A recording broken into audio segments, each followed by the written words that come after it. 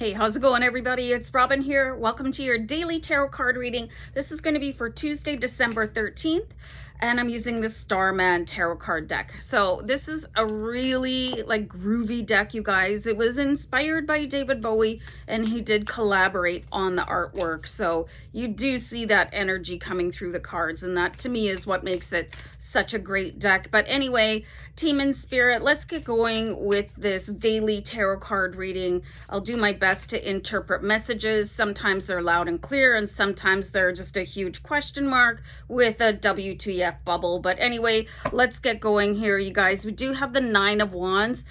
I see some sort of a crippling anxiety coming in for you guys. It's like almost like shattering you at your core. Okay, so maybe not the best news for today, but what they say is forewarned is forearmed. Okay, so I'll translate that statement. It's basically like, if you know about a problem coming up, you're going to be better able to handle it, hopefully. So let's see what's going on. You're definitely having some trouble when it comes to activity and action here. There could be something that just sort of paralyzes you mentally, where you're just having this moment of like, what is actually happening right now? And it's not gonna be good. Okay, there's a moment of just feeling absolutely shattered with the Nine of Wands. This could be a really, really bad memory coming up. I do see that there's somebody going to incite this for you. So you're having a tricky week so far with people. Yesterday we saw somebody that wouldn't mind taking a little bit of your money off your hands. And now we're seeing that somebody is deliberately trying to knock you off balance and put you in a place where you're super uncomfortable with memories.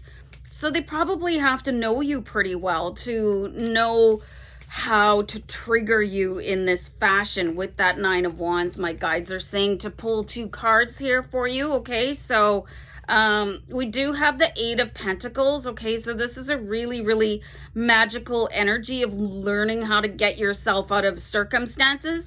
And we have the Ace of Cups. Okay, so one of the things that I'm getting here, and this is due in part to the image that is in the Ace of Cups here, and this is just really being able to forgive this person immediately in the moment, because you're going to clock what they're doing. You're going to be able to discern they're trying to knock you off balance. So I'm telling you about this so that your spidey senses will tingle when somebody brings up a really bad memory, or remember, the good old days, but they weren't so good for them. For you, maybe it was good for them, but it wasn't so fabulous for you. So what are they even doing? So you can just sort of rise up the way that this character is in this card and say, listen, I'm done with this subject. You can go talk about it with anybody else that you want to, but not me right now, because you know what is going to happen.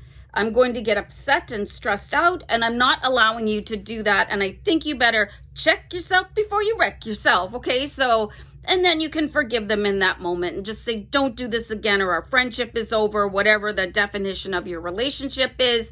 Somebody intentionally trying to do this, they don't belong on your side.